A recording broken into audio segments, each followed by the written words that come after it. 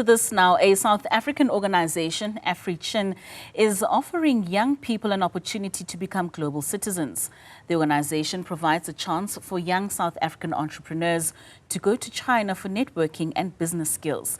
Now, to tell us more about this program and who qualifies for this great opportunity, I'm now joined by Eli Zaelo, a global brand ambassador for Brand South Africa, and she's also leading AfriChin. Eli, thank you so much for your time and for joining us this evening. Let's start a little bit telling about your personal story. At the age of 19, you studied music at the Los Angeles College for Music. Then by the age of 22, you played Nala in the Hong Kong Disney's Lion King production. Just speak to us about the impact of having that global exposure on you as an artist and as a business. Well, thank you for having me. And yes, so for me, I think just because I moved from home to the States and then to Hong Kong, I always say that if I ever just choose one side to me, then I'd be missing so much of who I am. Because sometimes people ask me, how come you're a multilingual artist? Why aren't you just singing South African songs, or why do you sing in Chinese? And then I say, well, I moved to Hong Kong when I was 22 and I moved to the States when I was 19. So it's quite difficult for me to pick a side. But I appreciate it because it has really molded me into the person that I am. I'm always thinking globally, and because of that, I believe that I have something to offer to home and to the world.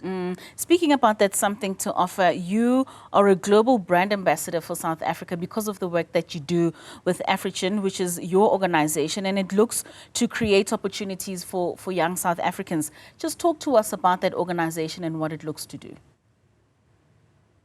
So AfriChin, or the AfriChin Experience, is an event that we started last year. So around this time last year, we started this event because of the years of just being in Hong Kong. I realized that the Chinese and the African culture, they're so similar in so many ways, but there are also those slight differences, and some would even say vast differences.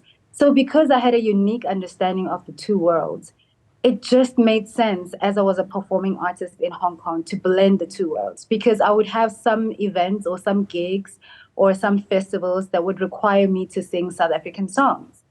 And then there was a point in time where I spoke to my mentor, who is my partner for putting together the AfriChin Experience. She asked me one day, why don't you sing in Chinese? And then I said, I don't know how I'm going to go about that. But I believe that that was a destiny encounter, because once I stepped into that, a whole new world opened for me. And I realized that I don't even have to change who I am to become a multilingual artist, but I could always just do what I'm doing now, just introducing the two worlds to each other, blending them in a way that makes sense, because that has been my life for the past 7 or so years in Hong Kong, of always kind of living between the two worlds. So last year, the beginning of last year, I thought, how about I create an event where people could experience what I experience, could see what I see, in a sense of how do you merge the two cultures? How do you exchange culture? And I believe that once I really started mapping it out, more people showed interest. So I said, okay, let's do it in arts and culture. Then let's do it in food. How about internship opportunities to have some entrepreneurs from South Africa travel to Hong Kong? How about employment opportunities? Because I've also been a drama educator in Hong Kong for the past 7 years. So I had to really be creative with it, and it worked out. So talk to us about that opportunity for entrepreneurs who are able then to travel to Hong Kong. I believe it's for about 2 to 3 months. What does that exchange program entail? Who qualifies? What is it that they get to experience when they're there? And what are you hoping that they bring back home when they come back? Okay, so I'm working together, or the AfriChin is working together with an organization called the Africa Center Hong Kong. And the founder is a very good friend of mine. And with the Africa Center, it's become kind of like the staple place for African representation in Hong Kong. So they do a lot of social enterprise work, and they connect to a lot of schools, universities, private companies, government companies. And so I reached out to the founder and I said, can you offer about four South Africans an opportunity, especially entrepreneurs who have existing businesses, even if they are young or starting out, but we kind of want to contribute to the work that people are already doing, because the theme to this year's event is what is in your hands.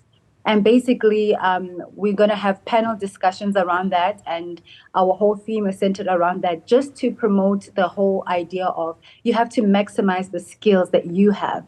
And so with this internship, we will be giving it to four people for 2 months in Hong Kong for them to network and have expansion tips and so many other mentorship programs in conjunction with the Africa Center, so that our hope is that when they're in this bustling business world of Hong Kong, then they can return home and hopefully provide more employment opportunities, because we all know there's a need for that, for employment with the youth.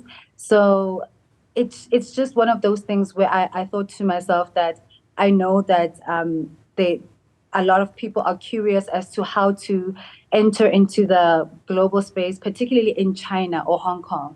So I thought to myself, I'm going to use the resources and the connections that I do have to basically just open up the door for more South Africans. So in terms of the entrepreneurs that get to go, is this sector specific? Do they need to be doing something specific within their entrepreneurial journeys? How do you go about selecting them? And are you looking to have another program possibly in the next year where you're increasing that number from 4 to a larger number of entrepreneurs? So this is our first year with offering entrepreneurial opportunities. And because it's our first time, we are opening it to general sectors. We want to see the most promising companies. We want to see how the networks and the connections that we have and the mentors that we have in Hong Kong, which businesses would be best suited for the applicants. So it's not specific to any specific sector this year, but moving on into the future, I would like to focus more on arts and culture. So that would be around next year, because this will be an annual event. So for now, everybody is open to just try your luck. But right. So, and then next year, we're going to look more into arts and culture, because as we are noticing, because we're a growing company, we just started last year, but as we are just doing more researching or learning and growing, we're realizing that within the arts and culture space, there is already so much to do. There are already entrepreneurs and things to do with education within arts and culture. So probably because that's my background and my strongest suit and area of expertise, I'm thinking in the direction of arts and culture moving forward. But luckily for us, the Africa Center is able to connect to more centers or more sectors, because there is finance. One of the people who does the mentorship works in finance, and then we have, education as well. So people are welcome to apply, and we're just going to choose the most suitable candidates for this year. So most importantly, where do people apply? How do they get in contact when they want to be a part of this initiative? And also you have the AfriChin experience taking place tomorrow. Also talk to us about that. So we have our website, www.africhin.com. So when you go on the website, it gives you the company brief and background. And there are also some forms and a questionnaire to fill out, so that that would make it easier for us to learn more about you, to see your vision, and to hopefully partner with you. And tomorrow is exciting because we will be having the AfriChin experience, the event itself at Mainland Mall in Pretoria from 10 a.m. There is so much to expect. We have music, we have visual arts, we have fashion, we have dance. I'm particularly excited about the dance this year because we have a short collaboration of Chinese and African dance. So it's the minute you walk in from the door, it's this whole integrated world. You feel that you have maybe kind of stepped out of South Africa for a second and you're entering into a new world. But what's beautiful about it is that South Africa is still in this world. And the reason why we did it that way is that we want to show people that even as you step into a global space, there's always home with you because you carry it with you. So there's a lot to do tomorrow. We have a live band, really some interesting stuff. And we just want people to join, to have fun, eat a little bit of mohodu and then some dim sum, So, yeah, there's something for everyone. Well, sounds very interesting and delicious. Thank you so much for joining us.